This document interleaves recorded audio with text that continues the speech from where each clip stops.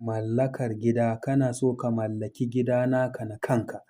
Mai yiwuwa haya kake yi ko kuma gidanku kake zaune ko kuma gidan gado ko kuma gidan aro.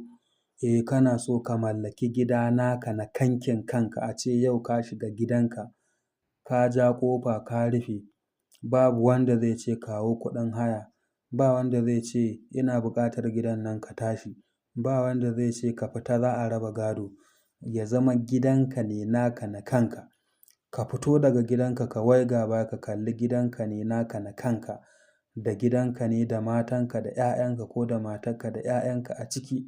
Hankalinka kwance ka shigo tun magariba kai ta sheƙa bacci har asuba. Mai yiwuwa ma ka makara sallar asuba, ba wanda zai ce kawo kuɗin haya ko kawo menene. In dai kana so ka mallaki gida, gida dai house da Turanci, baiti da Larabci, to wannan shine sirrin da za ka mallaki gida ƙaɗa'an. Wannan sirri ne na mallakar gida. Mujarrabun ne, mun yi shi, mun bada, an yi kuma mun sake yi. Ni kaina na yi wannan sirrin kuma na mallaki gida. Don a satin da na yi wannan sirrin, a satin wani ya bani makulli ya ce ga kyautar gida nan, darajar annabi. To kai ma ka ɗauka ka yi kuma mun bada an yi. An yi ya fi lata'atu, an yi shi kuma an samu ijaba.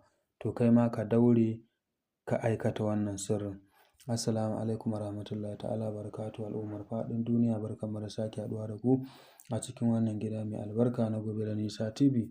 To muna godiya ga masoyanmu, jama'armu, al'ummarmu na faɗin duniya, musamman mutanen da suke kiran mu suna saka mu ayyuka, masu saka mu bincike da tambayoyi, da masu yi mana fatan alkhairi, musamman mutanen ƙasar mu Najeriya, mutanen Nijar, Kamaru, mutanen ƙasar Chadi, Libya, mutanen Cote d'Ivoire, mutanen South Africa, duka muna godiya, mutanen Togo, Benin, duka muna godiya da ake bibiyar mu a cikin wannan gida mai albarka na Gobe da Nisa TV da kuma Kuɗin Jini TV.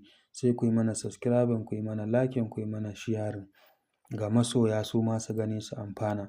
Ka samu allon ƙarfe. In kana so ka mallaki gida naka na kanka, to samu allon ƙarfe. Ka zana hatimin ya Wahabu. Hatimin ya Wahabu. Hatimin ya Wahabu. In ka rubuta shi, in ka duba farkon bidiyon za ka ga cikakken hatimin. In ka duba farkon bidiyon, sai ka ɗora shi a kan allon ƙarfe, sai ka yi ya Wahabu ƙafa 100,200, ƙafa 100,200, ƙafa 100,200 a riƙe, saboda kada a yi ta kirana ne ana tambaya ta ƙafa nawa ne lazumin. Ƙafa 100,200. Yawan aka kammala wannan lazumin a samu abin yanka mai ƙafa 4 a yanka.